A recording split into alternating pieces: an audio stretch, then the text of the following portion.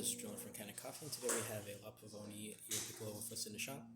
And I came in because it was not heating. What that ended up being was the safety switch under the machine had popped.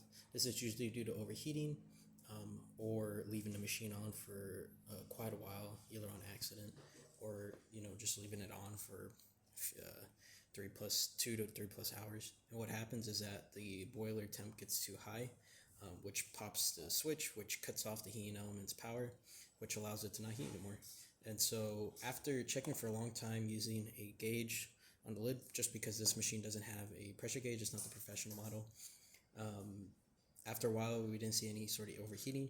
You do have the original pressure stat in there. It's quite an older style one, but until that goes out, it seems to be working really well. So all we did was a tune-up on this machine where we replaced all the gaskets, replaced the sight glass, just did a lot of servicing on the machine.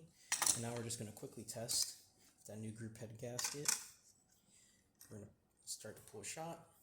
Don't worry if it runs a little too fast or a little too slow. We don't calibrate our grinders to these machines, but we're just going to keep holding it up just for a few seconds, and then we're going to start pulling down. When you pull down, you want to make sure that it's even pressure. This is really fine coffee that we put inside of this machine, so it should make a really good shot. Again, even pressure all the way down.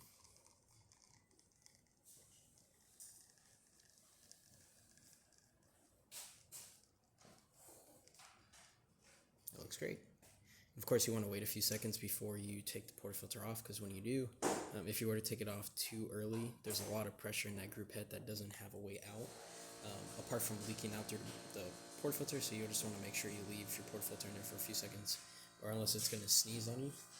Now we do have the steam on, of course. It was a bit clogged when it first was here, so I had to unclog it using milk detergents and also just steam cleaners, like little needles, to kind of run through the holes. And yeah, that's about it for this repair. If you like this video or any of other repairs on our channel, leave a like, subscribe, hit the bell. Thanks for watching.